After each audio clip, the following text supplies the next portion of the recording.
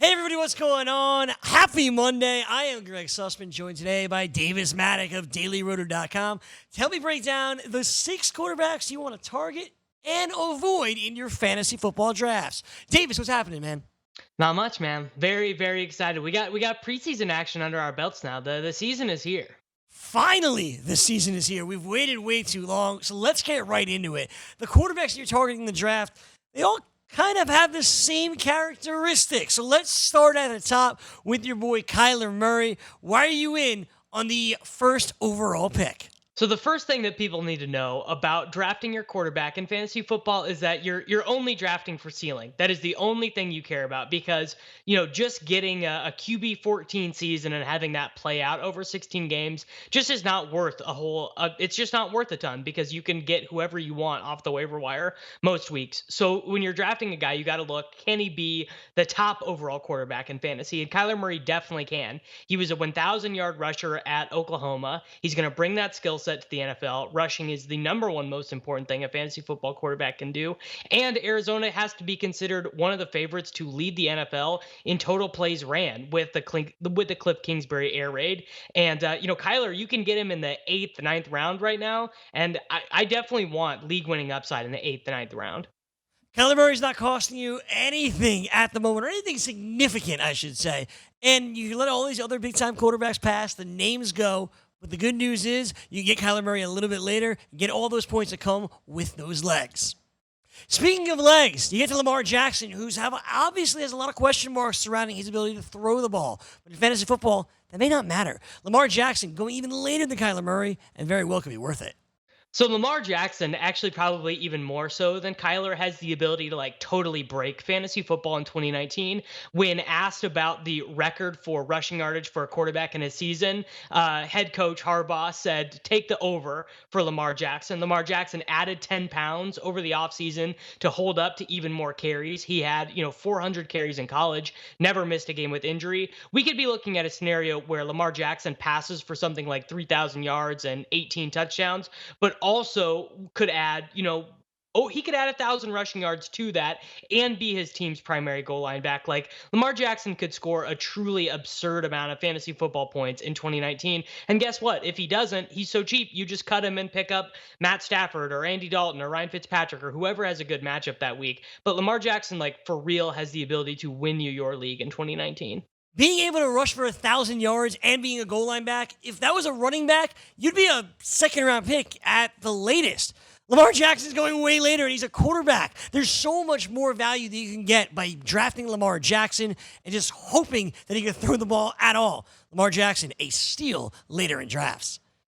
And then we get to almost the grandfather of all these types of quarterbacks, the original goal line quarterback.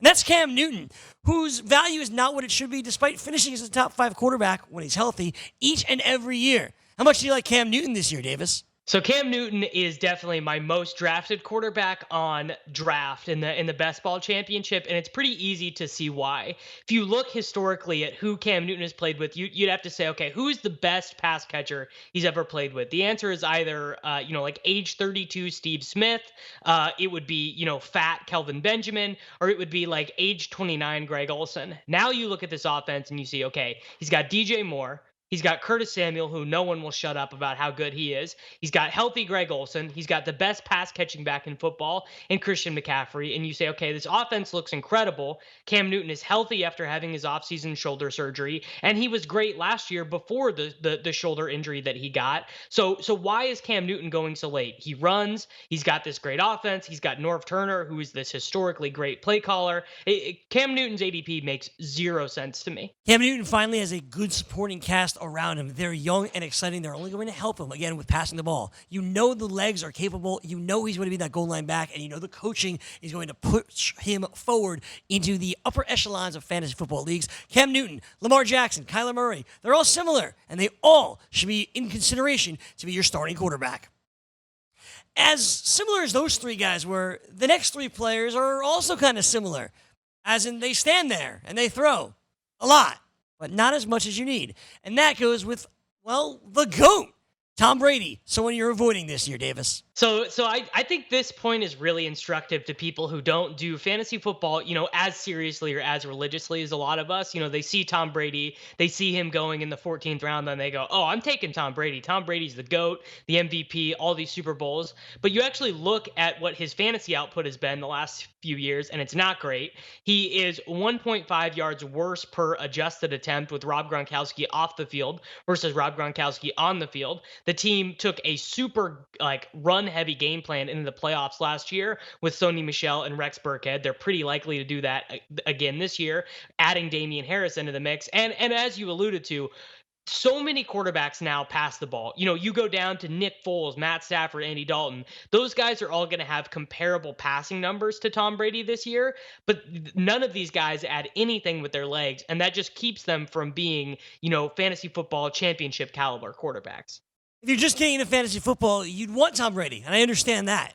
But with all the other quarterbacks that are out there, especially the guys that can run the ball, Tom Brady's just not as valuable as he once was. And you can look at the supporting cast, again, not the same as he once was. Tom Brady, he's amazing, but not in fantasy football. Andrew Luck, well, he is amazing in fantasy football when he plays. Last year he played, and he was incredible. Could he do that again? Probably not. The other problem is, he hasn't practiced since last year either. He had a nagging calf injury that's kept him out for 4 months. Andrew Luck's ADP is falling, as it should, Davis. Yeah, you hit the nail on the head right there. Just with how many options there are at the quarterback position, I don't like paying up at the position anyway. Like, kind of Kyler is about the most expensive I'll get. Maybe I'll take Mahomes in like 10% of drafts. But Andrew Luck, you both have to pay a premium pick for. And two, this calf injury seems weird. And we've seen weird injury stuff happen with Luck before, where it seems like he misses a bunch of time, like way more time for sort of nagging injuries than you would expect. So with this calf injury, he's pretty much just like off my draft board entirely, because we acknowledge that the quarterback position is pretty replaceable in leagues where you can manage your roster on a weekly basis. So if we acknowledge that, why would you ever take an injured player at that position? Like, I just can't imagine taking Luck into the season as my primary quarterback with a 6th or 7th round pick right now. As good as I think that Luck could be, I just think there's too many other guys. There's too many question marks. I want to eliminate the uncertainty. I want to be sure that my guys are going to perform. I can't do that with Andrew Luck right now. And it's simply not worth it at that 6th or 7th round value. A little bit later on, fine, you can talk me into it. But still, now just 3 weeks away from the regular season, he's not practicing, and he hasn't practiced. There's legit concern with Andrew Luck, and all fantasy owners should feel the same way. One last quarterback to get to, and it's one that had a good year last year, and it was Drew Brees. But kind of like Russell Wilson, Davis, he doesn't throw as much as some of these other players that are like him. We know he doesn't run with his legs, so it's all going to be on how much he passes. And given that New Orleans is so successful running the football, there's obvious concern for Drew Brees.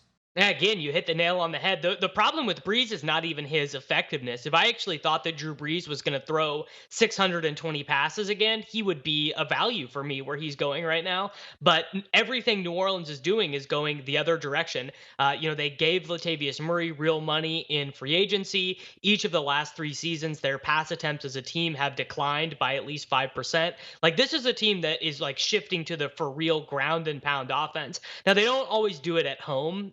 So in those 8 home games every year, they are more likely to air it out. And I guess one thing that is good about Sean Payton is he certainly does not give up when the Saints are up 2 or 3 touchdowns. They're still throwing the ball. However, when you look at the guys that Brees is being drafted around, so he's like sandwiched in ADP actually right in between Cam Newton and Kyler Murray, it's not even a conversation for me, because Drew Brees is going to throw 515 passes. Kyler might throw 600, add 80 rushing attempts, and the same goes for Cam Newton. So he really is just in a different class of quarterback this year. This New Orleans offense isn't changing dramatically, especially not with an aging Drew Brees. If he's throwing the ball 600 times, different conversation. But right now, as his offense is set, as he has become an older player in this league, the offense is what it is, and that's revolving around Alvin Kamara rushing the football. That's going to do it for us here on the FanDuel Hurry Up. There were 3 quarterbacks that you should target, 3 quarterbacks to avoid. Tomorrow, Davis will rejoin me as we take a look at this week at the FedEx Cup. I'm looking forward to it, Davis. Hey, thanks for having me. Always love talking some football. Absolutely. Thank you so much, everyone, for tuning in. Until tomorrow, I'm Greg Sussman. Have a great night, and we'll see you tomorrow.